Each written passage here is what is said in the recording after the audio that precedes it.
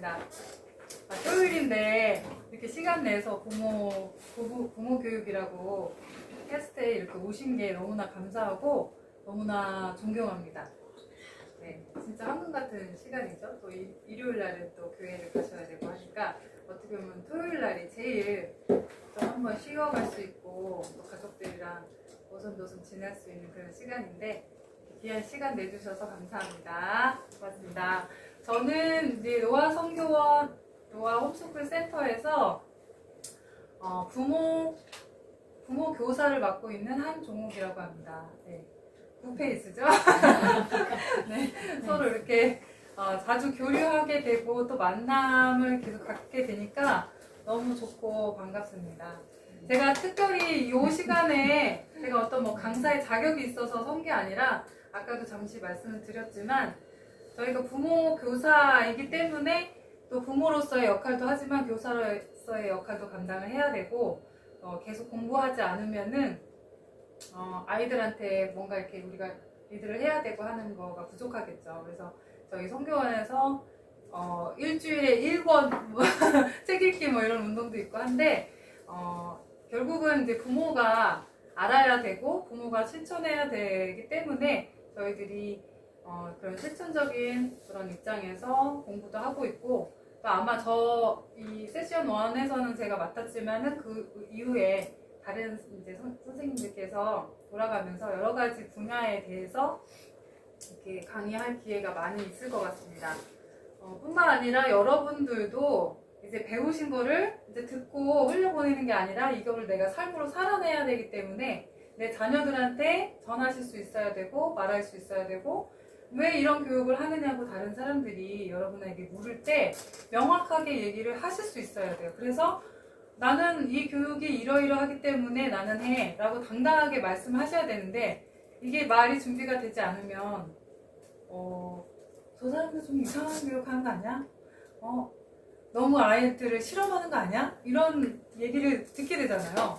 그게 아니야 라고 말하지만 우리가 대답할 수 없을 때는 스스로도 준비가 안 된 거고 또 자녀들을 그렇게 키울 수 없다는 어떻게 보면 반증이기도 하기 때문에 선생님들 뿐만 아니라 부모님들 스스로도 계속 배움에 대한 그 욕심을 가지시고 열정을 가지시고 또 그게 열정뿐만 아니라 어떻게 보면 사명인 것 같아요. 그래서 함께 교사들 뿐만 아니라 부모님들도 함께 공부하고 가르칠 수 있는 그런 공동체가 되기를 소망합니다. 네, 그런 차원에서 오신 거죠? 네. 네, 너무 감사하고요. 제가 이제 제목을 붙여봤는데 어떤 분이 딱 오자마자 너무 비장하다고 말씀하시네요. 한번 같이 읽어볼까요? 지금은 전쟁 중 홈스쿨로 살아남기. 네. 지금 전쟁 중인가요?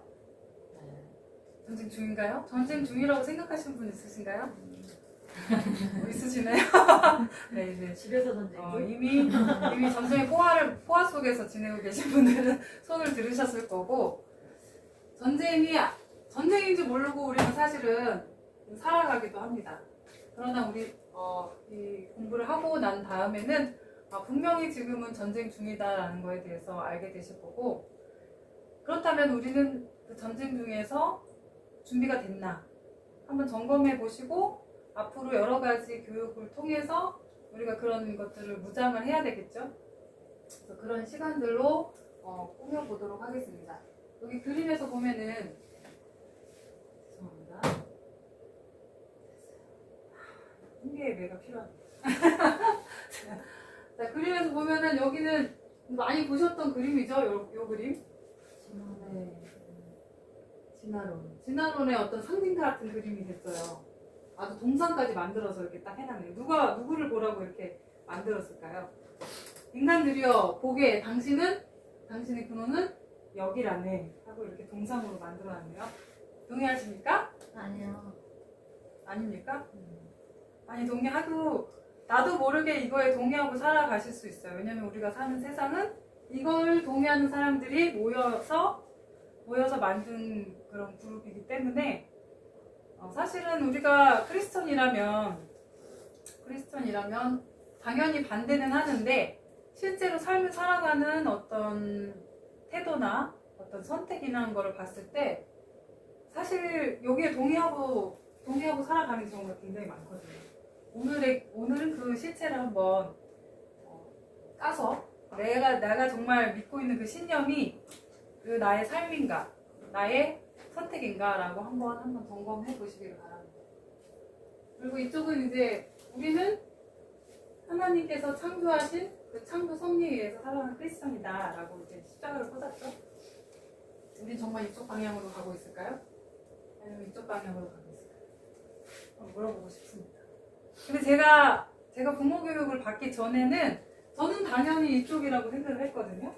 내가 가고 있는 방향은 정확하게 크리스천적이고 정확하게 하나님을 향해서 가는 길이다라고 너무 굳게 믿었어요. 이 정도쯤이면 뭐 하나님께서 인정하지 않을까? 하는 그런 삶이었는데 제가 부모 교육을 받으면서 정말 구체적인 나의 삶의 선택 가운데서 이것을 다려봤을 때 정말 내가 이쪽으로 가고 있느냐? 아니었어요. 그게 아니고 90%는 이쪽에서 제가 활동을 하고 있더라고요. 정말 너무 센세이션이었고 충격적이었죠. 제 신앙에 대해서. 그리고 믿지 않는 신앙이 없으신 분들은 뭐 말할 것도 없이 이런 부분에 대해서 강요받았고 더 많은 정보를 또 갖고 계시고 생각을 아마 안 해보셨을 거예요. 그러면 그 결과로 우리는 어떻게 되었을까? 이렇게 전쟁 중이라고 이 싸움 안에서 전쟁 중이라고 생각하고 정말 무장되어 있고 그것을 정말 참으로 그렇게 살기 위해서 싸우고 있는 그 군인인가? 아니면 이미 묻혀있는 사람인가? 십자가도 있습니다, 여기. 살았는데 묻혀있는 거가 무엇일까라는 고민을 한번 해봤으면 좋겠어요. 네. 오늘 굉장히 살벌하게 시작합니다. 전쟁을 하고 있느냐? 나는 포화를 이미 맞고 죽었느냐? 네. 한번 점검을 해보겠습니다. 네, 이제 저희가 이제 5회차에 걸쳐서 5회차가 될지 6회차가 될지는 저도 잘 모르겠는데요. 네, 저희가 이제 살펴볼 5가지 내용들이 있습니다. 그래서 세계관 전쟁 중인데 우리 홈스쿨을 왜 하려고 하느냐? 왜 하려고 하느냐에 대한 내용들을 3가지로 설명을 할 거고요. 이거를 뺄 수 있나? 그래서 Y에 대해서 3회차에 걸쳐서 이야기를 해볼 거고요. 왜 우리는 꼭 홈스쿨을 해야 될까요? 이미 결정하신 분도 있지만 사실 정답을 내리지 않으시고 얼떨결에 오신 분도 간혹 있지 않을까 하는 생각이 듭니다. 그건 은혜죠. 하나님의 은혜라고 할 수 있습니다. 근데 저희가 이제 간략하게 3회차에 걸쳐서 알아볼 건데 아마 여러분이 생각해보지 못하는 여러 가지 문제점들이 있다는 것을 발견하실 거예요. 그래서 과연 우리는 어떻게 할 것인가? 직설적으로 우리가 날릴 수 있는 그런 질문에 대해서 만약에 답이 없으시다. 그러면 이미 폭탄을 맞으신 겁니다. 맞으셔서 피를 질질 흘리고 가정에서, 학교에서, 사회에서 피를 맞으시면서 이렇게 전쟁 중에 계신 거죠. 그래서 그거에 대한 왜 우리는 홈스쿨을 해야만 할까? 잠깐 물어볼까요? 준비를 하고 계신 분도 있고 이미 이제 들어와서 아이를 맡기신 분도 있을 텐데 여기서부터 또 이제 맡겼다는 말이 좀 잘못되긴 했어요. 그래서 왜 우리는 홈스쿨을 할까요? 보통은? 저도 이제 홈스쿨 학교를 보낸 적이 없습니다. 아이들을. 그래서 뭐 어떻게 생각하면 사회에서 또 사람들이 이렇게 봤을 때 아유 불쌍하다. 학교 공부도 한 번도 못 해보고 이거 불쌍한 거. 왜 할머니 할아버지들이 그런 얘기 하잖아. 아유 불쌍한 거 학교도 못 가고 엄마 아버지 잘못 만나가지고 유별나게 살아가고 얼마나 고생이 많다 이렇게 얘기하시잖아요. 얘기 들어보셨잖아요. 경험 있으시잖아요. 그때 우리는 무슨 얘기를 할까요? 과연 우리는 왜 홈스쿨을 선택한 걸까요? 한번 여기 어머님께서 한번 지우 어머님께서 왜 홈스쿨을 하셨나요? 세계관이 다르니까 네. 학교 교육이 세계관이 네. 어떤 세계관이 다를까요? 남편과 저랑 다르듯이. 어디까지나 다른가요? 정말 다른가요? 세계관의 인사이. 동의하셨으니까 여태까지 오신 거 아닙니까? 지금은 전쟁 중. 지금은 여기서 또 전쟁이 있군요. 네. 그렇습니다. 그러나 우리 아버님께서는 이렇게 온유한 마음으로 따라와 주셨으니 전쟁을 할 수 없네요. 포로이신가요?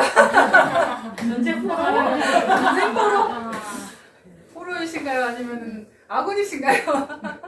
네. 또 한번 다른 분들은 그냥 초기에 지금 이제 부모교육 받고 이렇게 하신 분들 그 부모교육 받기 전에 왜 홈스쿨을 선택하셨나요? 저 같은 경우는 아들이랑 그 동영상과 게임으로 인한 전쟁이 있었죠.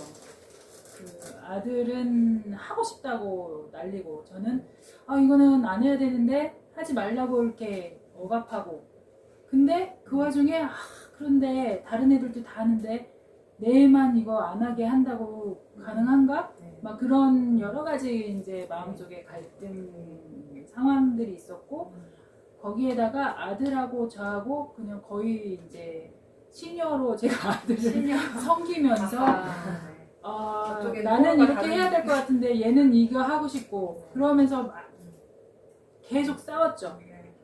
아들도 엄마랑 싸웠어요 라고 얘기를 하더라고요. 근데 여기 이제 홈스쿨 와가지고 싸웠다는 여기 말이 오면 달라질 거란 생각하셨나요?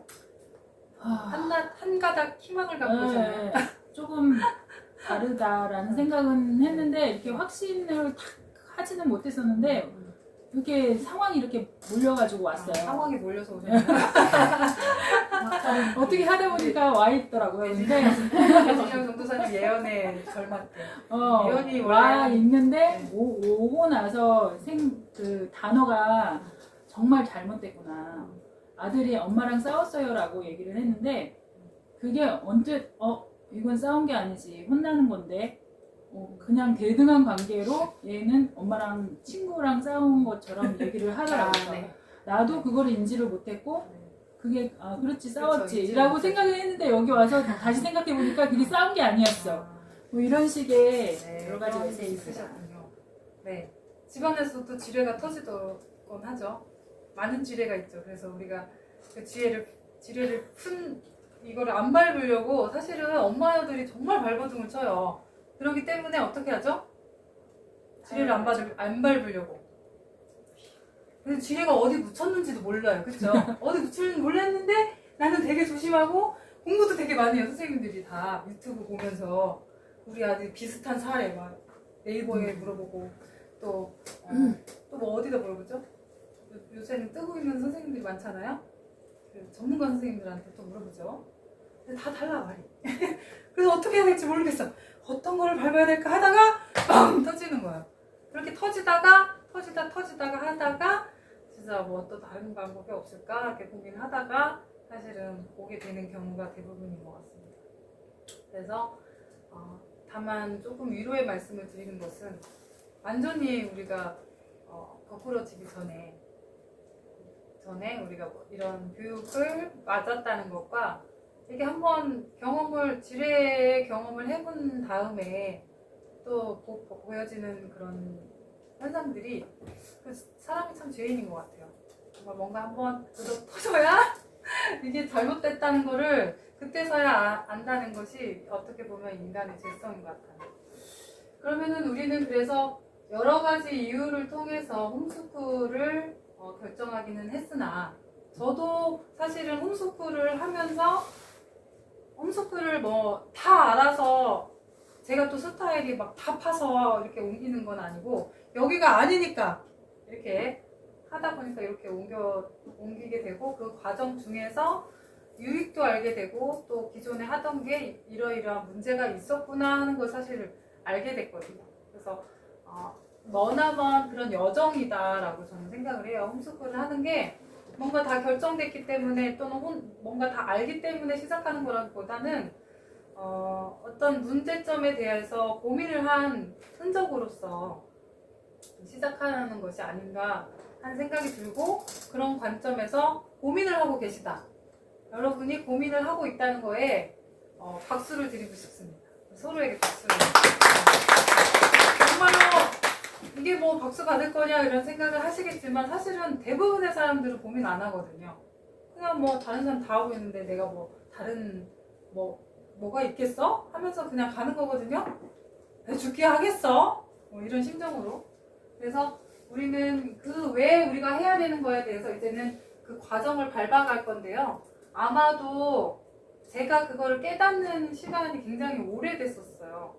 처음에 이제 전도사님하고 만남을 갖고 또 부모 교육을 하면서 1년 동안은 너무 신세계인 거예요. 제가 그동안 많은 교회에서 교육도 받고 막 이렇게 했지만 이 실제 생활에서 내가 아이들을 어떤 방향으로 제시할 거면 어떤 방법으로 갈 것인가에 대해서 그런 구체적인 제시를 못 받아봤기 때문에 굉장히 저한테는 새로운 세계라는 생각이 들었고 저의 어떤 인생의 전환점이기도 했고 그래서 어떻게 보면 처음에 이런 이야기를 접하실 때 생소하실 수 있어요. 생소하실 수 있는데 우리가 아주 이 뿌리를 이렇게 걷어내는 그런 작업을 해야 되기 때문에 생소한 거는 너무 당연하다라는 생각을 가지시고 하시길 바랍니다. 그래서 주제를 이제 Y에 대한 주제는 딱 3가지 정도로 정리를 했는데요. 첫 번째는 검은 안경을 씌우는 사회다. 사회가 도대체 나에게 어떤 안경을 씌우는가에 대한 것을 구체적으로 알아볼 것입니다. 아마 이런 부분에서 어떤 뿌리가 있었기 때문에 내 가정에 혹은 나의 삶에 우리 자녀들에게 너무나 절대적인 그 뿌리가 있었기 때문에 그런 열매를 맺을 수밖에 없었다라는 거에 대해서 한번 구체적으로 생각해 볼 거고요. 또 학교 교육. 학교에 우리 아이들을 거의 대부분 맡기죠. 요즘은 3개월 되면 이제 어린이집에 보낸다고 합니다. 뭐 그냥 낳고 바로 보내는 집도 있고. 왜냐면 근데 어린이집이 또 좋아하는 게 어릴수록 수당이 높아요. 그래서 처음에는 7세까지 받던 어린이집이 요즘에는 0세에서 3세 그렇게만 받는 어린이집도 있어요. 그런데 과연 우리가 어떤 신뢰함을 가지고 그 학교나 좀 그런 위탁하는 곳에 아이들을 맡길까? 전적인 신뢰가 있죠, 사실은. 네, 금쪽 같은 아이를 맡길 정도면 엄청난 신뢰가 있는데 거기에 그렇지만 우리가 상상하지 못했던 학교가 주는 폐해 그 어떤 것일까는 다음 주에 얘기를 드려보겠습니다. 아마 이제 뭐 특별히 또 10대 같은 경우에 10여 년의 그런 양분을 가지고 그런 학교 생활이라든지 사회가 주는 그런 토대를 통해서 10년 동안의 어떤 양분을 계속 받은 아이들은 분명하게 열매를 맺어요. 왜냐면 나무도 3년만 되면 열매가 나오잖아요. 그렇죠? 근데 이제 이걸 한 10년 동안의 어떤 계속적인 그런 교육을 받았을 때 과연 아이들은 어떤 열매를 맺게 될까 고민을 한번 해보셨으면 좋겠어요. 그래서 그거에 대한 실체, 학교 선생님이 고발하는 학교에 대해서 한번 구체적으로 알아보도록 하겠습니다. 과연 그런 실무자들이 얘기하는 그 내용들에 대해서 여러분이 이해하고 그래도 나는 학교에 보낼 수 있다 하는 용기가 생기신다면 사풍이 들여가고 다시 없어서 하실 수 있는데 그런데 내용이 그렇게 심히 우려되는 이야기들이 많기 때문에 다음 시간에는 그런 얘기들을 할 거고요. 이 가정은 또 어떤 뿌리가 있기 때문에 이 가정에서도 이렇게 지뢰가 터지는 것일까 한번 고민을 해보겠습니다. 그래서 그런 Y에 대한 내용들이 정리가 되면 얘기를 할 수 있어요. 그래서 어떻게 하라고? 그래서 대안이 있냐? 사실은 이걸 고민하신 다른 세상에 계신 분들이 부모님들이 많이 있어요. Y를 다 고민하세요. 학교 교육 지금 붕괴된다. 공교육 붕괴됐다고 말하죠. 다. 학교 교육이 진짜 잘한다라고 한국 사람들이 지금 이렇게 엄지척하는 부모님들이 있으신가요? 보신 적 있으신가요? 없어요. 없어서 그런 대안적인 것들을 하려고 학원에도 보내고 뭐 여러 가지 자기 또 가정에서도 하죠. 그러나 그럼에도 불구하고 아이들은 계속 문제를 안고 있고 신음하고 있고 괴로워하고 있기 때문에 우리나라 청소년 자살률이 뭐 청소년뿐만은 아니죠. 전 세대에 걸쳐서 자살률이 높고 그리고 요즘에는 뉴스 요즘에 많이 보셨겠지만 선생님들조차도 이제 뛰어내리는 상황이 됐습니다. 과연 무엇 때문에 그런가? 우리가 이제는 정말 멈추고서 한 번은 짚고 넘어가야 되지 않을까? 세월호에 타셨다고 보면 됩니다. 언제 탈출할까 고민하신다면은 우리가 교훈을 받지 않은 거죠. 세월호 사건 기억나시죠? 얼마 지났죠? 8년 됐나요? 8, 9년 됐죠. 과연 근데 그 이후에 그 아이들과 학교가 바뀌었나요? 그 이슈를, 그 사건을 통해서 가장 이슈였던 게 뭔가요? 기억나시는 분 한번 얘기해 보실래요? 그 사건을 통해서 우리 사회에서 던졌던 화두가 뭔가요? 한번 얘기해 보실래요? 이런 정치나 뭐 이런 건 남자분들이 더 잘 아시니까. 그때 가장 화두가 된 게 뭔가요? 박근혜 타도 왜 박근혜로 탔을까요? 아, 박근혜 타도 말고 또 딴 거 뭐 있나요? 우리한테 질문. 어떤- 왜 안 움직였을까? 왜 안 시키는 대로 해라. 안 가만히 있어라. 가만히 있어라. 제가 말씀드리는 거는 가장 그 우리 뉴스나 어떤 거에서 가장 표출됐던 질문이 뭐냐는 거죠. 어떤 질문이 있었나요? 기억나시나요? 기억에 이제 저편으로 이미 지나갔나요? 우리가 맨날 이렇게 노란띠 하고 계속 이렇게 추모회 하시는 분들이 있는데 저는 물어보고 싶어요. 그 노란띠를 한다고 해서 어떤 변화가 있었는지. 노란띠의 의미가 뭔가요? 노란 리본끈? 잊지 않을게. 뭘 잊지 않는다는 거죠? Y가 없어요. 우리 사회의 가장 큰 문제점은 문제는 너무 하루 이틀 사이에도 너무 큰일이 많이 일어나니까 한국 사람들이 이걸 어떻게 대체할 수도 없는 정말 이렇게 파도에 쓸려간다고 해야 되나요? 근데 가장 큰 문제는 그런 일들이 많이 일어나서가 문제가 아니라 질문을 안 한다는 거예요. 왜 이런 일들이 일어나는가? 그래서 세월호에서 가장 교훈을 받으신 걸 한 번씩 한번 돌아오면서 얘기해볼까요? 세월호. 어떻습니까? 이거 자녀에 대한 문제인데 수학여행도 가시지 않았나요? 코로나 때문에 못 보냈나요? 아니 올해 갔었지. 여수로 2박 3일 갔었어. 아무 생각 없으셨나요?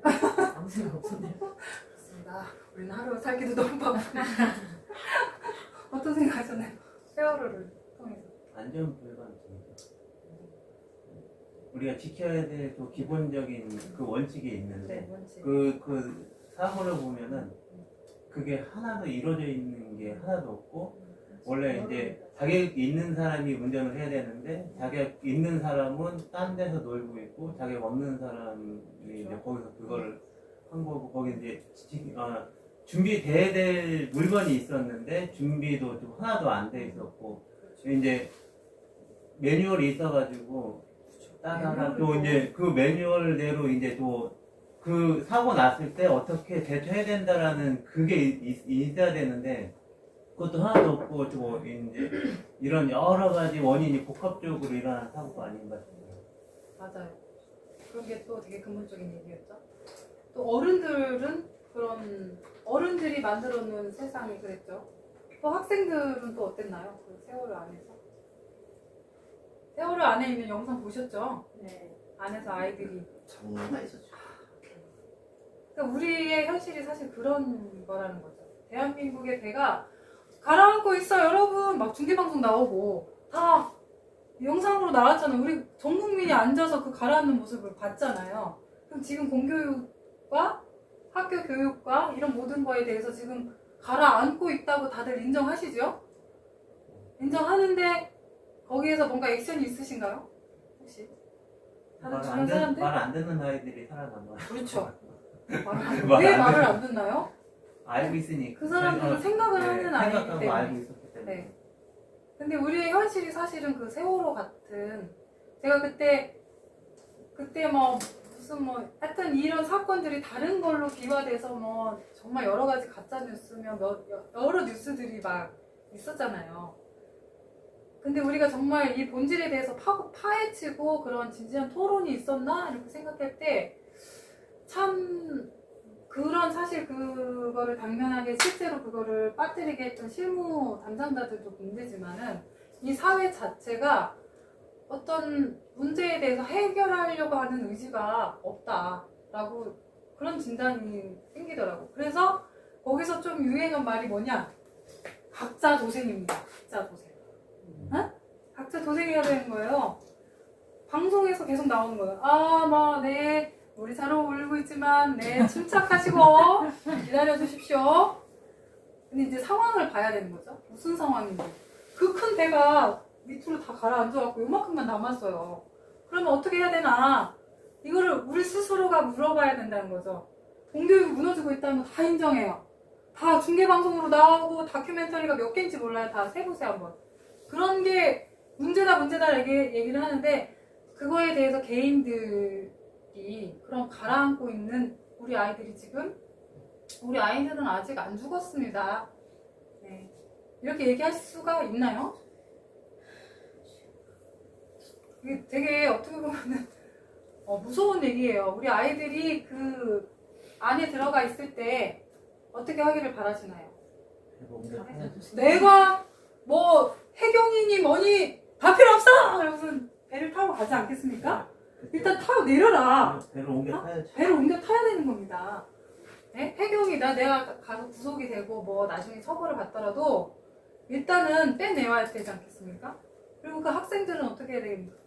문제의 경각심을 가질 수 있는 학생이 돼야 되는 거예요. 근데 다들 지금 누군가의 지시만 떨어지기를 기다리고 있어요. 지금 요만큼 남았는데 애들이 막 물 들어가서 첨벙첨벙하고 이렇게 하는 애들을 보면서 우리가 과연 진짜 눈물을 흘렸나. 다 눈물 안 흘리신 분은 없었을 거예요. 그때 당시에. 근데 과연 정말 우리가 부모님들이 그리고 정말 어른들로서 과연 진짜 눈물을 우리가 흘렸나. 그게 진짜 눈물이었나? 악어의 눈물이었나.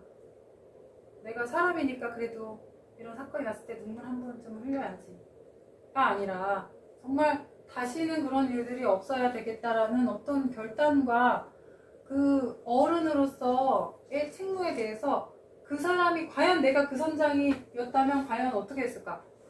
다르게 행동했을까? 이런 생각을 해봐야 되는 거예요. 그리고 만약에 그게 나를 구하지 못한다 그러면 과감하게 그 배를 버릴 수 있어야 된다고 저는 생각을 합니다. 그래서 너무 그때 정말 그 기도를 하면 막 이 심장에서 터지는 막 심장 찢어지는 것 같은 그런 기도가 나왔던 것 같아요. 그 세월호의 그 육체적인 죽음도 굉장히 큰 충격이지만 과연 우리 아이들이 영적으로 혼적으로 살아남아 있는가. 우리 자녀들을 보셔야 된다는 거죠. 그러니까 생과 죽음 사이에서 아이들이 소리를 지르고 있는데 과연 어머니들, 아버님들, 어른으로서 그 소리를 듣고 있는가 한번 좀 생각해 보셔야 됩니다. 그래서 우리는 전쟁 중이다. 전쟁 중이라는 거죠. 너무나 무감각한 우리들을 한번 보셔야 돼요. 그래서 그렇다면 우리는 어떻게 해야 될 것인가를 제시를 우리가 해보도록 하겠습니다. 그래서 계속 이어서 누가 가르쳐야 되는가, 무엇을 가르쳐야 되는가, 어떻게 키울 것인가에 대한 고민을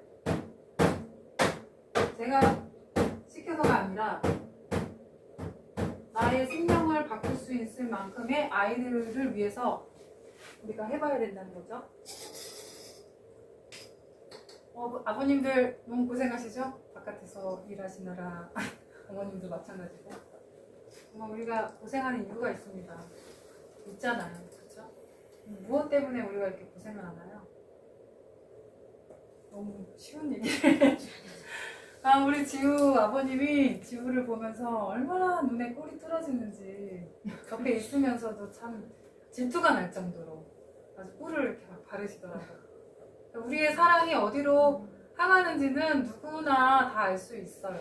근데 우리가 그 사랑의 방식에서 진짜 애들한테 생명을 줄 수 있는 교육을 하고 있는가, 그거에 대해서 우리가 좀 점검을 해보셨으면 좋겠습니다. 자, 이제부터는 제가 이제 본 수업입니다. 네, 인트로가 너무 길었는데 그럼 우리 질문을 또 하겠습니다. 지금 항상 질문해야 돼요. 자, 이렇게 나무가 있죠? 네. 이렇게 사람도 그렇고 이게 맞아야 이렇게 정신을 차릴까요?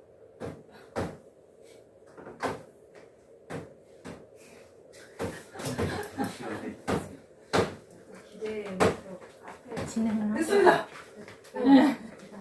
소리에 민감해.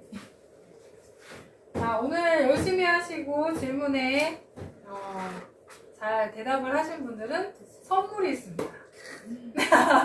안 돼! 그것만 안 돼! 하시는 눈을 떨어뜨리는. 자, 이렇게 조용한 혁명, 기독교 학교라고 되어 있는데요. 이 책을 제가 읽으면서 너무나 동의가 되고 우리가 너무나 간과했던 것들이 많다는 생각을 많이 했어요. 그래서 새 책으로 구입했는데 곧 있으면 절판이 될 것 같습니다. 절판되기 전에 제가 하나 드리도록 하겠습니다. 우리는 어떤 열매를 맺고 있나요? 나무가 열매를 맺는 것은 되게 열매 있는 나무가 열매를 맺는 건 너무 당연하죠. 그래서 우리가 나무를 보면 어떤 나무인지 알게 됩니다. 성경에서도 좋은 나무는 좋은 열매를 맺고 나쁜 나무는 나쁜 열매를 맺는다고 했어요. 그럼 여러분의 가정에서 좋은 열매를 많이 맺고 계시죠? 이제 고개를 끄덕이실 수 있는 분이 나타났습니다. 부러우시죠? 부러우시면 지는 겁니다. 자, 이렇게 우리가 좋은 열매들을 사실은 우리가 열매라고 하는 거는 자녀잖아요. 그죠? 나무의 자녀는 열매인 거고 우리의 열매는 자녀입니다. 그래서 자녀들을 보면 아하 부모님이 그렇구나 라고 얘기를 하죠. 그래서 저는 그럴 때마다 굉장히 얼굴 뜨거워집니다. 내 새끼가 저러고 있구나. 네, 그쵸. 이거는 누구나 어떻게 할 수 없는 부분인 것 같아요. 아직 아이들이 독립하지 않았고 뿌리를 공급하고 있는 부모가 뭔가를 영향을 줄 때 우리가 제대로 그 나무의 속성을 그 열매가 갖고 있는 거기 때문에 부정할 수가 없어요. 저도 부정해 보려고 많이 노력을 했으나 그것이 저의 열매였다는 것을 계속 느끼죠. 자, 나무를 보겠습니다. 나무를 보니까 어떤 것 같습니까? 나무 잎사귀를 보니까 반쯤 죽었네요. 네, 뭐 이렇게 좋은 잎사귀도 좀 있지만 시들시들하네요, 그죠? 그런데 거기에 열매도 맺혔는데 익지 아니한 것도 있고 썩어버리고 벌레 먹은 것도 합니다. 이 나무를 보고 어떤 생각이 드십니까? 안타깝다. 곧 죽겠구나. 곧 떨어지겠구나. 그런 생각이 들죠? 먹고 싶은 생각이 안 들죠? 저 사과를 취해서 먹어보겠다는 생각이 안 들죠? 좋은 거 먹고서 다 나갔구나. 아, 좋은 거 이미 나왔구나. 근데 맺힌 게 이게 다예요. 그래서 가득 열었는데 또 이것도 다 또 벌레 먹고 했어요. 이 나무를 보면은 건강하지 않다는 걸 알게 되겠죠? 그래서 우리가 우리 가정에서 자녀들을 보면서 그런 아주 우리가 어려워할 필요가 없는 게 우리 자녀들의 행실에서 우리 자녀들의 삶에서 좋지 못한 게 보인다. 그러면 이제 뭔가 좋지 못한 인풋이 있었다는 겁니다. 그죠? 그래서 그 나무를 보면은 우리는 그 아래를 봐야 되겠죠. 아래를 봐야 돼요. 나무 뿌리가 썩어 있으면은 당연히 올라갈 것이 없겠죠. 네. 뿌리가 만약에 건강하다면 이런 열매나 나뭇잎이 되지 않겠죠. 일단 제가 이렇게 프린트를 하나 드릴 텐데요. 가정과 사회에서 나타난 여러 가지 현상에 대해서 일단 제가 이렇게 접어놨어요. 이 접어놓은 걸 보시면서 이 문제들이 어디서부터 왔을까를 한번 고민을 해보셨으면 좋겠어요.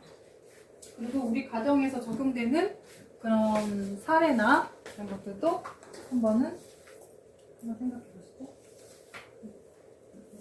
같은데 두 분이 하나씩 네. 아니 주세요. 설명을 우리가 맞춰. 그죠? 네. 보시면은 사회에서 나타난 여러 가지 현상들이 있어요. 맨 끝에 거 한번 보실까요? 맨 끝에 거부터 보시면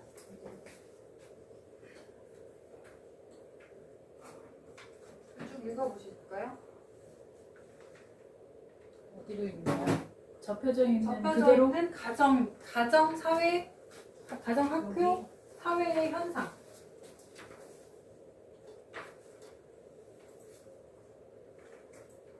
자, 한 번씩 볼까요?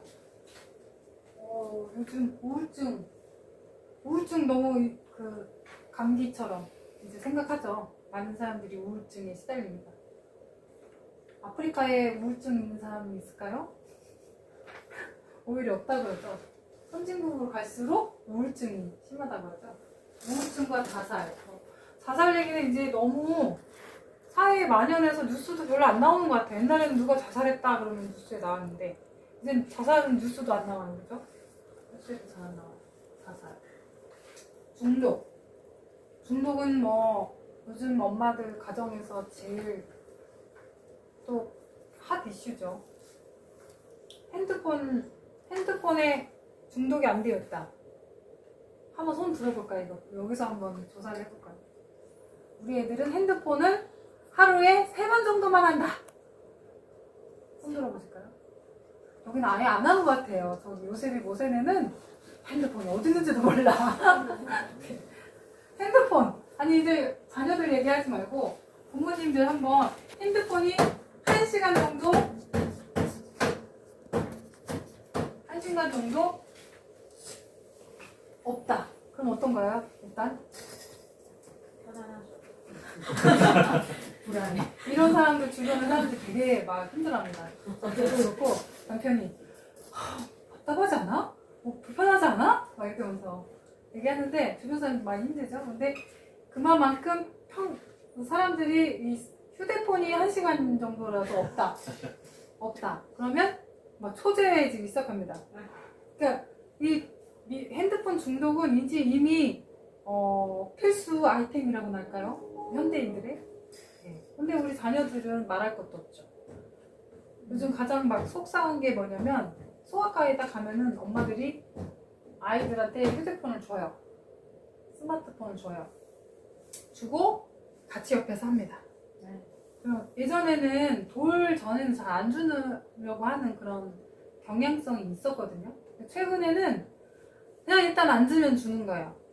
그리고 계속 밥 먹으면서도 이렇게 보여주고 뭐 하면서도 계속 보여주고 밥만 엄마가 막 먹여줘요. 이렇게 막 짝짝다니면서 한번 먹어봐라고 하면서. 그런데 그런 세대들이 과연 커서 어떻게 될 것인가 너무 마음이 무겁습니다. 그래서 제가 이제 배전도사님 증상이 저한테도 이제 넘어왔는데 그런 걸 보고 있으면 진짜 이렇게 막 깊은 무거운 돌이 저를 짓누르는 것 같은 생각이 들어서 빨리 자리를 떠야 됩니다. 그렇지 않으면 아주 신상에 해로워요. 네, 그래서 핸드폰 중독에 시달리죠. 욜로족 뭐가 문제냐 하시는 분도 있을 거예요. 그죠? 뭐가 문제인가요? 욜로족? 문제라고 생각하시나요? 자, 넘어가겠습니다. 일단 자, 그때 밑으로 가면 또 왕따 문제가 있죠. 왕따 문제 새롭습니까?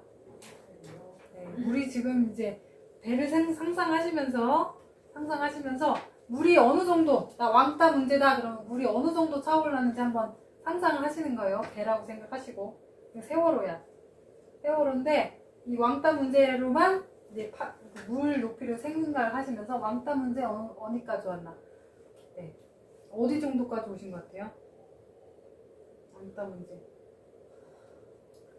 거의 만성질환. 식물 친구 진짜. 네, 왕따 문제. 또 우월감과 열등감. 이게 뭐 우울증이나 이런 거하고도 상관이 있겠죠? 우월감. 어떤 애들은 너무 우월해. 금수저인 아이들. 어떤 애들은 너무 열등해. 네. 되게 상반돼요. 중간에 이렇게 어떤 밸런스를 맞추고 있는 사람 어느 정도 있나. 이것도 한번 물의 높이로 한번 생각해 보십시오. 우리 자녀들 중에서 우월감이 어떤가? 열등감이 어떤가 한번 생각해 보세요. 또 입시 경쟁. 입시 경쟁은 뭐 베이스로 깔고 우리가 얘기하는 거죠. 경쟁을 해야 되니까. 경쟁을 해야 되니까 우리는 그 다음에 바빠지죠. 입시 경쟁은 우리 사회의 대표적인 트레이드마크? 대한민국 교육의 트레이드마크죠. 요거 빼면 이제 숟가락 밥 못 먹는 사람 많습니다. 그쵸? 이게 없어지면 안 돼. 그죠? 없어지면 큰일 납니다. 아주 한 경제적 어떤 분야가 아주 꺼질 수 있는 큰 후폭풍이 있을 만큼 아주 이 입시 경쟁 때문에 여러 가지 우리 사회에 이것도 하나의 현상이죠. 전기밀매, 살인 낙태, 민족 학살. 이거는 제가 이제 앞에 어떤 근원적인 문제를 딱 염두에 두고서 쭉 나열한 거예요. 이게 어떤 문제, 어떤 근원에 어떤 뿌리가 있기 때문에 이런 문제가 나타나는가 생각을 해보려고 하는 거예요. 그 다음에 한번 쭉 내려가 보겠습니다. 성공을 위해서 모든 것을 희생한다. 이것은 사실은 한국 가정에서 특히 많이 일어나는 것 같아요. 그거를 위해서라면 모든 가족이 다 희생을 해야 돼. 이 성공을 위해서 달리고 있는 가정이죠. 무엇을 위해서? 가정, 건강, 관계, 시간. 이거를 다 희생시키더라도 성공하면 오케이. 다용서. 네, 다 용서. 공부만 잘하면 다용서. 괜찮아. 교회 안 가도 돼. 그죠? 또 돈만 잘 벌면 아빠가 돈만 잘 벌면 집에 안 들어. 집에 안 들어가도 돼요. 아버지 아유, 괜찮아요. 아빠 딱 한 달에 1억씩만 딱딱 꽂아주면 뭔들 상관있습니까? 원하는 대로 하십시오. 네? 네. 관계도 마찬가지예요. 사실 대한민국에서 좀 가정이 도대체 뭘까? 하숙집 같은 생각이 저는 좀 들더라고요. 와서 엄마 아빠가 해주는 거는 밥 해주고 씻겨주고 재우고 가면 됩니다. 차 태워주고. 네? 그러니까 집사죠, 집사. 우리의 의미하는 교회에서 집사가 아니라 집사예요. 그래서 집사. 그래서 잠만 재워주면 돼요. 남편들도 집에서 잠만 자면 되고 또 아이들도 애들은 빨리 밖에 나가서 해야 될 게 많기 때문에 엄마들이 그것만 딱 물리적으로 그 부분만 충족해주면 되는 저희들이 무슨 생활을 하고 있습니까? 하숙집 어머니, 아주머니가 되고 있는데 과연 그거에 대해서 문제점으로 생각하시는지 당연한 거 아닙니까? 엄마가 그 정도 해줬으면 됐지요. 네? 그 이상도 그 이하도 아닌 게 됐어요. 그래서 가족이 정말 한데 뭉쳤다가 그냥 또 흩어집니다. 또 밑으로 가볼까요? 자, 집에 가훈이 있으시다. 한번 손 들어보실래요? 집에 가훈이 있으시다. 집에 가훈이 있으신 분. 가훈이 뭔가요? 항상 기뻐하라. 쉬지 말고 기도하라. 범사에 감사하라. 왜 웃으시나요? 맨사람은 네. 네. 또 가훈이 있으시다. 내가 딱 액자에 걸어놓진 않지만 우리 자녀들한테 맨날 말하는 게 있다. 우리 아버지 입에서는 항상 이 말을 한다. 네, 가훈이 있으시다 하면 손 들어보시죠. 형석이는 있을 것 같아요. 가훈. 저 혼자만 생각하고 가훈이 아니고 개인 개인 같이 뭔가. 얘기를 해야 되는데. 네네. 그러니까 그만큼 우리가 어떤 성공을 위해서는 가정 저녁 때는 꼭 여기 있어야 돼. 명단어 10개 꼭 외워야 돼. 그런 거는 막 맨날 얘기하는데 과연 가정에서 가훈이 있냐? 뭔가 우리가 가치로운 부분에서 아이들이 명확하게 들려주는 얘기들이 있냐? 있습니까? 있으십니까? 이 질문에 대답을 하셔야 돼요. 만약에 없다! 그러면 지금 침몰 직전이시라는 거 그거를 알려드리겠습니다. 그 다음에 세대 차이가 존재한다. 세대 차이가 존재해서 다 각방으로 들어가죠. 네. 유치원생도 초등학생이랑 세대 차이가 나기 때문에 못 놀아요. 세대 차이가 개월 수에 따라도 있다고 합니다. 그러니까 이제 되게 쪼개졌죠. 알리하고 네. 감사하고. 4년하고 열리는 지금 몇 개, 6개월 차인가요? 6개월 차인데 세대 차이가 나서 못 놀 지경이야. 그러니까 이제 쌍둥이 사이에서도 혹시 그런 세대 차이를 느끼시나요? 혹시 그럼 같은 문화에 있으니까 사실은 그런 차이인데 그런 성격 차이겠죠? 거의 다 같은 문화권에 있기 때문에 변해는 없을 텐데 언니랑 오빠 그 동생이랑 사이에서도 세대 차이가 나는 거예요. 그죠? 말귀도 못 알아들어. 무슨 얘기에 막 줄여서 말하면 말귀도 못 알아듣고. 아, 꼰대. 막 엄마한테 꼰대라 그래. 그죠? 이렇게 앞에서 얘기하는 사람도 있고, 뒤에서 얘기하는 사람도 있고. 그리고 애들은, 요즘 애들은, 라떼는, 그죠? 우리가 라떼 먹느라고 아주 바쁘잖아요. 보면, 어떻게 저런 일이 있을 수가 있지? 하면서 하는데, 이 세대 차이가 어떤 사회 현상으로 너무 당연하다. 하는 거죠. 그 다음에 가정에서 안 돼요가 사라졌어요. 안 돼요 하면 어떻게 되나요? 무식한 엄마가 됩니다. 안 돼요 하면 어떻게 되죠? 네? 꼰대가 됩니다. 안 돼요 하면 어떻게 됩니까? 네, 안 돼요가 사라졌어. 왜 안 돼요가 사라졌을까? 그 이유가 뭘까? 한번 고민해 보셔야 돼요. 네. 안 돼요가 나쁜 건가요? 부엌칼을 들고서 애기가 밥 돌고 있어요. 안 돼요! 안 돼요 해줘야 되죠? 근데 요즘 어떻게 할까?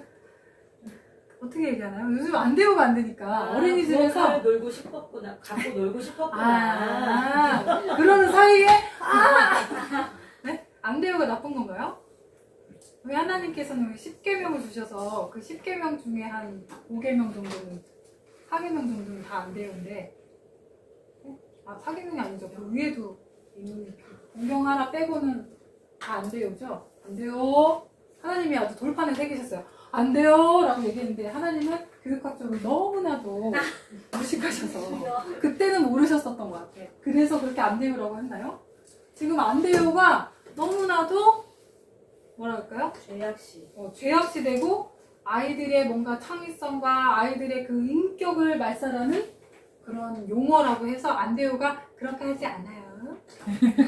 우리 이렇게 해볼까? 그래도 안 하면 어떡할 거죠? 네? 안 돼요를 너무 죄악시하고 있어요. 왜 안 돼요가 사라졌을까? 그 이유에 대해서 생각해 보셨나요? 그 이유를 생각해 보셔야 돼요. 왜 세월호가 빠졌을까? 그걸 자꾸 생각해야 되는데 에휴, 맞을만 하니까 빠졌겠지. 그러면 안 되지. 우리 애들은 수학여행 안 보내야겠다. 이렇게 생각하시고 끝내시면 안 된다는 말씀을 드리는 겁니다. 왜 안 될까? 왜 이게 사라졌을까? 그래서 요번에 그 선생님, 서희초 선생님이 왜 창문에서 뛰어내리셨을까요? 왜 그분이 뛰어내리셨을까? 안 돼요라고 말할 수 없는 그 고충에 대해서 우리가 고민을 해봐야 된다는 거죠. 집에서도 그렇게 할 수 있을까요? 집에서도 그렇게 하라고 하는데 동의하시나요? 안 돼요. 안 돼요 해서 10년 동안 안 돼요를 안 하고 키웠다. 어떤 일이 일어날까? 고민을 해보시기 바랍니다. 그 다음에 부모권과 교권이 사라졌다. 아까 그 서희초 선생님의 그 문제는 사실 교권이 사라졌기 때문에 그러니까 어떤 권위가 있다라는 것과 권위적이라는 건 다른 문제예요. 근데 이거를 권위적인 것과 권위 있다는 거를 혼동하기 때문에 권한이 있으면 안 돼. 누구나. 아버님의 권위는 있으시면 안 돼요. 다 똑같아요. 다 수평. 다 내려야 돼. 더 올라간 건 다 깎아서 내려야 돼요. 하나님도 어떻게 해요? 하나님 너무 높이 올라가셨어요. 내려오세요. 네? 우리가 그래서 예수님만 좋아하잖아요. 예수님 다 내려놓고 오셨으니까.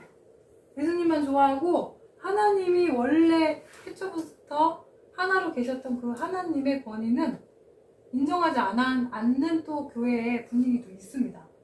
과연 예수님의 그 내려오신 그것만이 사랑일까요? 고민을 한번 해보시기 바랍니다. 그런 신앙적인 문제에서 그리고 부모의 권위에 대해서 부모가 권위가 있다는 것이 나쁜 걸까요? 나쁜 건가요? 우리가 너무 독재 정권을 오래 살았기 때문에 권위에 아주 환멸을 느끼면서 그런 걸까요? 권위란 나쁜 걸까요? 권위적인 것과 권위 있는 것의 차이. 그다음에 우리 동성애 문제가 이제 교회에서 화두인데 사실은 세상 사람들은 그렇게 신경 안 씁니다. 아유 뭐 하다는 대로 내비둬도 자기가 좋다는데 저희 그 뭐지 형님 남편 이제 누님도 이제 교사를 하시는데 뭐 그럴 수 있지라고 얘기를 해요. 근데 과연 내 자녀가 동성애를 하겠다 한다면 말리지 않을 부모가 있을까요? 안 돼요라고 말하면 안 되는 걸까요? LGBT라고 제가 거기다 써놨죠. LGBTQ예요. Q는 뭐냐? LGBT는 L은 레즈비언, G는 게이, T는 트랜스젠더, 바이는 이제 두 개 다 하는 사람, 그 다음에 Q는 아직 규정하지 않은 사람. 나는 내성은 무한정 여러 가지로 뭐 소아, 성애, 여러 가지 선생님들이 생각하지 못하는 여러 가지 성이 있대요. 이런 것들이 나타나는 현상으로 나타나는데 과연 그게 어디서부터 왔을까에 대해서 고민을 해보자는 거죠. 자, 여기까지 이제 제가 생각나는 것만 그냥 간단하게 적어봤습니다. 뭐 이거가 특별히 그렇지 않은데요? 우리 사회에서 뭐 가끔 그런 거지 이게 뭐 만연한 건 아닌 것 같은데요? 라고 말하시는 분이 있으신가요? 말할 수 있는 분이 있으신가요? 어느 정도 몇 퍼센트인 것 같은데 세월호를 따질 때 몇 퍼센트인 것 같습니다. 이런 문화가 우리 대한민국의 한 몇 퍼센트이신 거예요? 몇 퍼센트 정도 되는 것 같아요? 거의 대부분이죠. 그냥 일상이신가요? 일상이라고 할 수 있나요? 너무 많이 퍼져 있죠. 뭐 반대할 때는 그래도 방지는 그래도 청정지역 아닙니까? 라고 얘기할 수 있어요. 청정지역에서 사시는 분도 있을 것 같은데 되게 동의 안 하시는 분 없으신가요?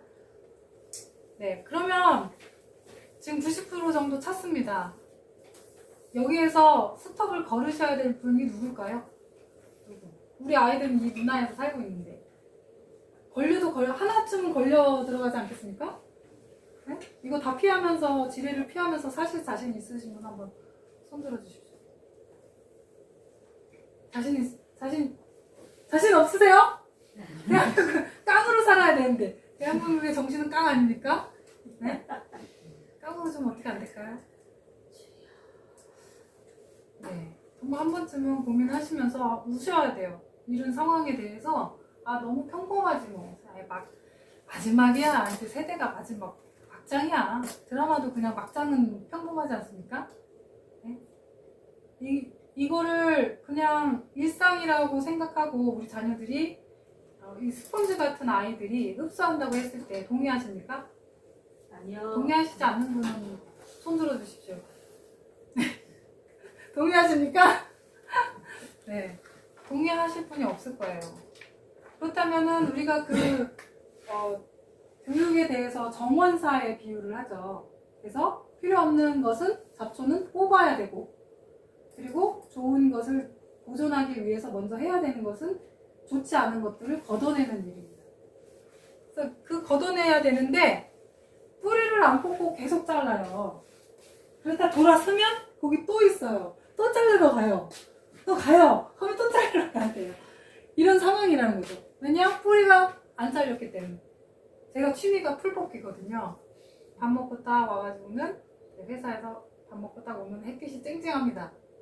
그렇지만 그럼에도 불구하고 선캡을 착용하고 이걸 다 한 다음에 딱 가가지고 뽑는데 뿌리를 딱 잡고 딱 나 올라와 있는 부분을 딱 잡고 쏙 뽑아내야 됩니다. 그렇지 않으면은 땡볕에서 계속 해야 돼. 일주일 내내 해도 계속 나옵니다. 얼마나 그렇게 씨 뿌리지 않았는데 나오는지. 그리고 잘랐는데 어떻게 이렇게 사는지. 화초는 자르면 그냥 죽어버리거든요. 희한하게. 왜 새로 안 나는 걸까? 하면서 왜 화초는 이 잡초는 왜 이런 걸까? 하면서 딱 뽑았을 때 뿌리까지 뽑힌다. 그건 온몸에서 전율이죠. 뽑았어. 근데 막 이렇게 해가지고 뽑았는데 또 부러지잖아요. 얼마나 속상한지 몰라요. 근데 이게 또 뿌리를 안 뽑고 그냥 뽑으면 그 다음은 또 더 안 뽑히거든요. 이게 잡을 게 없어가지고. 그래서 뿌리를 뽑을 때 아주 뿌리째 잡고 뽑아야 되는 거죠. 그래서 우리가 한번 뿌리를 보겠습니다. 이렇게 한번 펼쳐보시죠. 이것들이 나오게 될 수밖에 없는 구조예요. 여러분이 지금 보신 거는 하나의 현상에 불과하죠.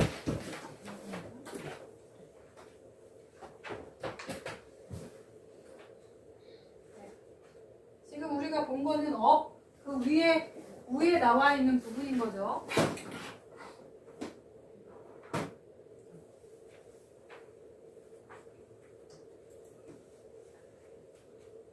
자, 우리가 봤던 거는 이 나무에 있는 열매들입니다. 열매들. 우리 삶에 너무나도 비쳐 있어서 우리가 이 나무라고 말하지 않을 수가 없어요. 아닌데요.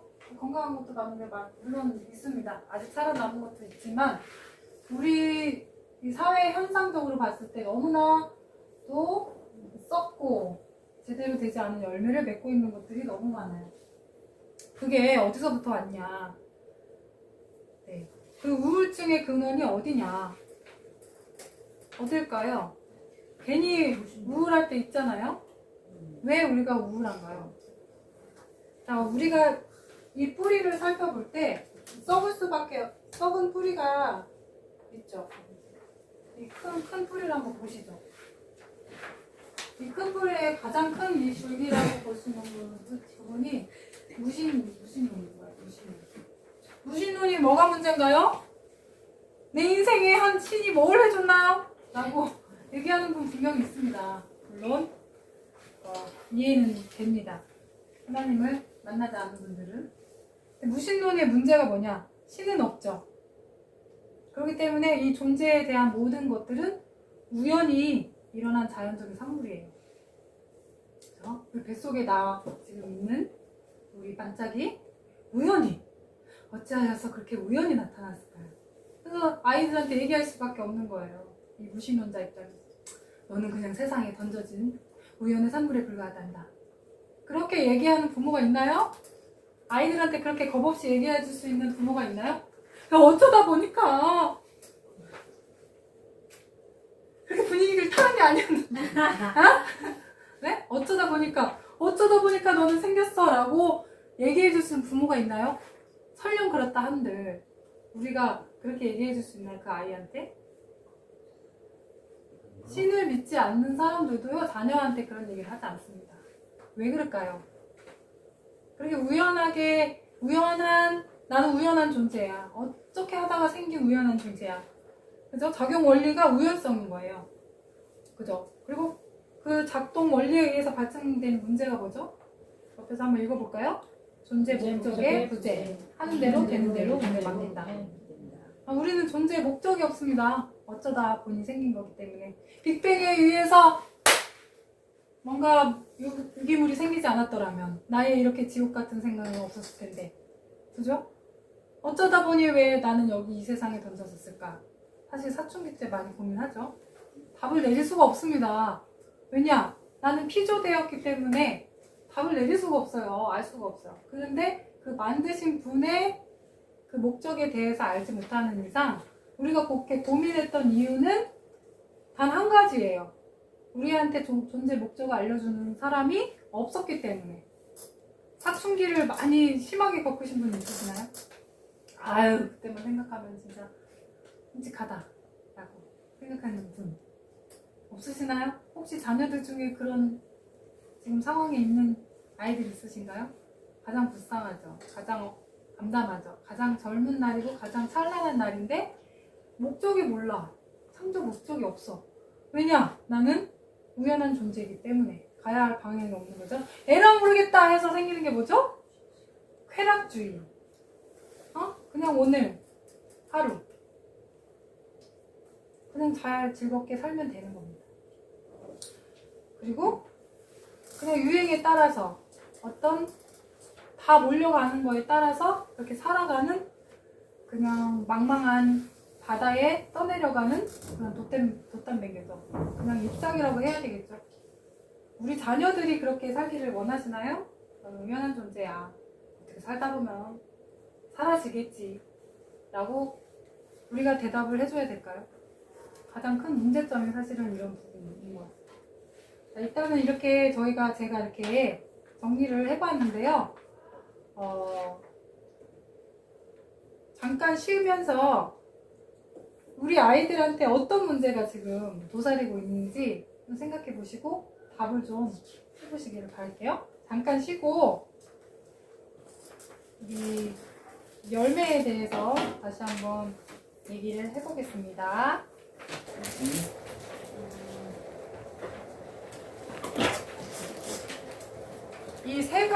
제가 이제 세계관에 영향을 미치는 네 5가지를 제시했잖아요. 무신론, 진화론. 사실 무신론이기 때문에 진화론이 가능한 거겠죠. 그 다음에 유물론. 유물론은 뭐냐면 인간도 하나의 물질이다. 그죠? 어떤 무생물도 우연히 어떤 게 생겼고, 물질이 생겼고, 그 물질이 어떤 계기를 통해서 우연적으로 생물이 됐고, 그 생물이 변해서 점점 진화를 해서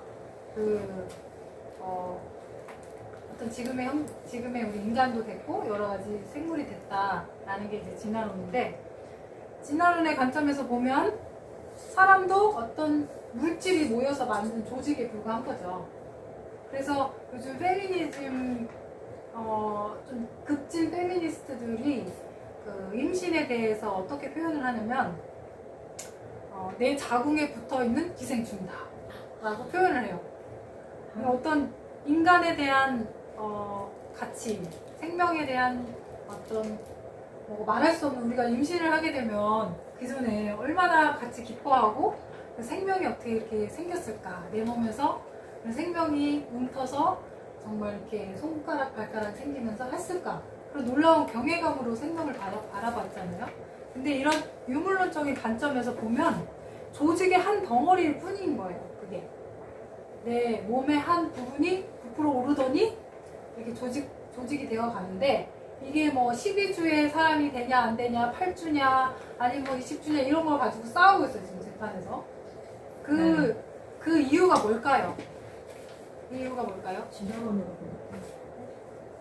사람은 어떤 물질에 의해서 우연히 생성이 되기 때문에 그 우연적인 사건에 대해서 사람이 건드릴 수 있다, 조작할 수 있고 의미 부여를 안 하는 거죠. 그렇죠? 그런 게 유물론이죠. 그래서 어떤 문제가 발생이 되나요?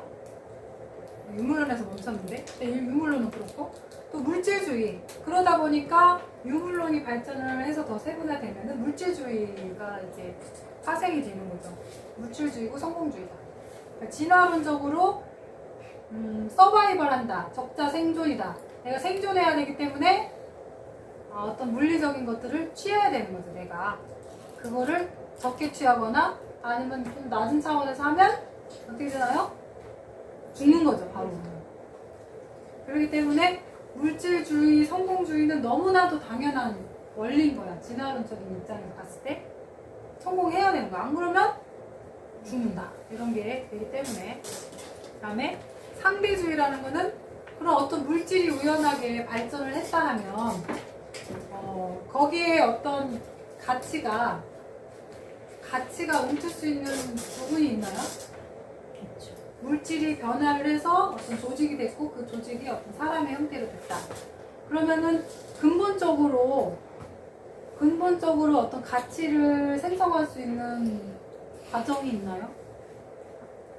나는 물질로부터 왔는데, 물질은 물질로 왔다 물질로 가는 것이 아니겠느냐. 이따가 그냥 존재하다가 없어지는 거죠. 거기에 어떤 가치나 철학이 들어가기가 힘듭니다.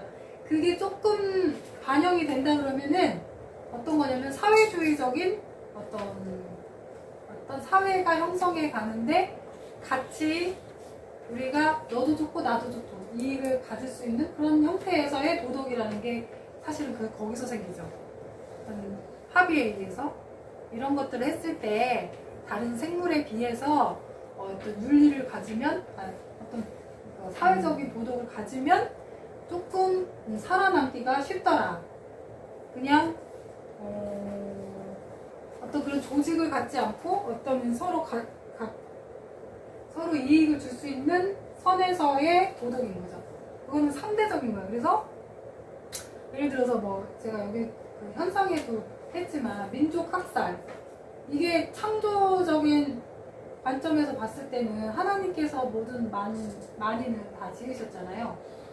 그러니까 너의 민족도 나의 민족도 사실은 관계가 없이 사람이라면 다 인간으로서 존중을 받죠. 그런데 이런 그룹 저런 그룹 이 부족 저 부족 했을 때 그냥 가서 다 학살할 수 있는 이유는 뭐죠?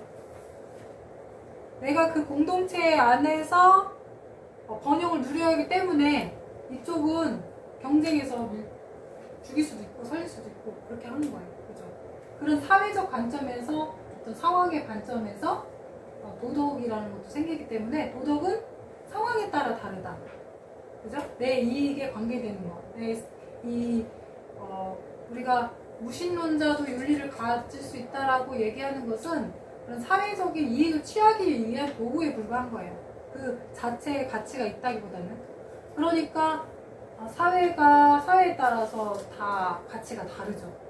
어떤 사회에서는 사람이 잡아먹어도 큰 문제가 안 되는 것이고 어떤 사회에서는 그렇게 하면은 너무 많이 죽고 하니까 우리가 그런 거는 살인으로 형벌을 주자 이렇게 해가지고 그런 제도를 마련해서 내가 어떤 이익을 보는 거죠. 그런 가치를 인위적으로 만들어서. 근데 근본적으로 사람을 그렇게 존중해야 될 이유는 이 유물론적 관점에서 상대주의적 관점에서는 없는 겁니다. 그죠? 뭐라고 할 수가 없는 거예요. 무슨 사람을 죽여도. 파푸아 뉴기니에 가면 이렇게 사람 딱 잡아가지고 사람 고기를 먹는 데잖아요. 근데 그런 부분에서 우리가 말할 수 있는 부분이 없는 거예요. 그런데 이제 이 세계관이 학교에서는 어떻게 돼 있다? 창조의 관점에서 아이들이 지금 교육되고 있나요? 아니죠. 학교는 중립지역이라고 중립지대라고 하는데 중립지대라는 거에 대해서 한번 질문을 해보겠습니다. 여러분이 교육을 다 받으셨잖아요. 최소 9년 정도의 공교육을 받으셨는데 그 교육에서 과연 나는 무신론도 아니고 유신론도 아닌 중간의 개념에서 교육을 받으셨다 라고 생각하시는 분 있으면 손 들어보시죠. 어떤 개념으로 학교에서 수업을 받으셨죠? 네? 가장 어떻게 보면은 중립적으로 얘기해 주실 수 있는 분인 것 같아요. 아직 지금 뭔가 하나님을 믿고 있다 이러는 건 아니시니까 그냥 중립적으로 내가 학교에서 나는 어떤 관점으로 세상을 봤는가. 그래서 크게 공부를 한 적이 없어요.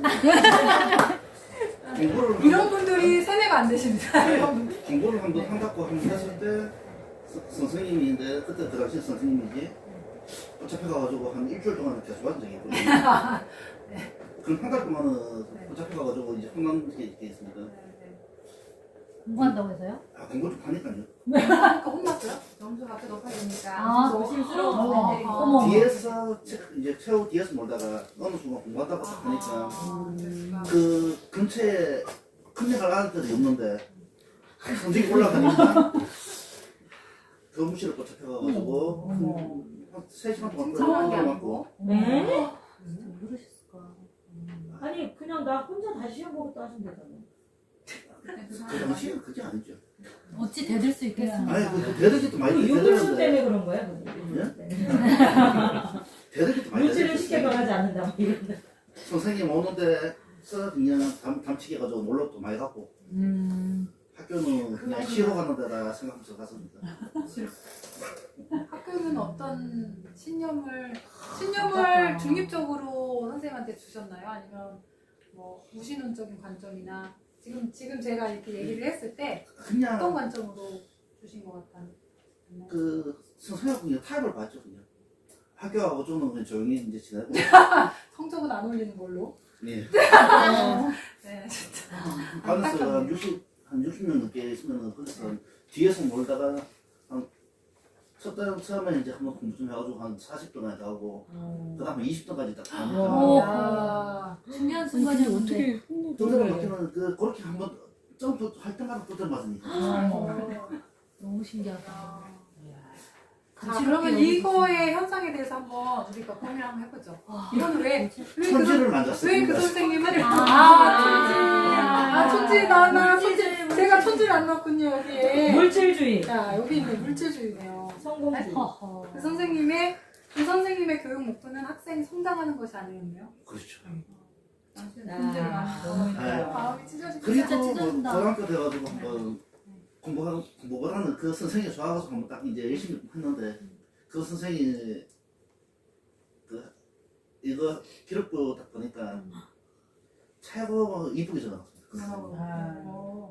뭐라고? 그 불만보다 뭐라고 적어놨더라?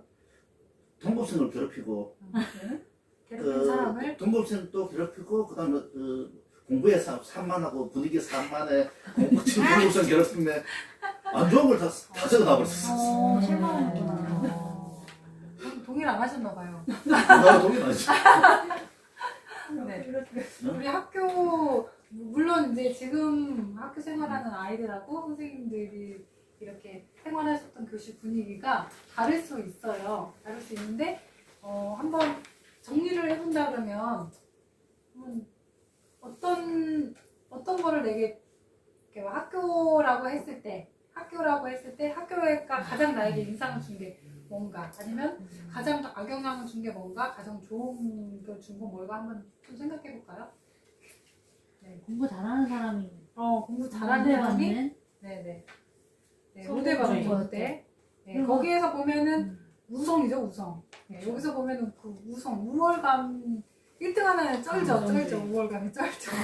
1등 하는 애들은 학교에서 막 전적으로 해준다. 특히 저기 농어촌 이런 데 가면요. 1등만 몰아줘요, 다. 성과를 내야 되기 때문에. 그리고 1등 하는 애, 아니, 공부를 잘하는 애는 머리를 좀 기른다던가 뭐 이렇게 했을 때 그런 거 봐줘요. 봐주는 거 경험하시나요? 당했어요.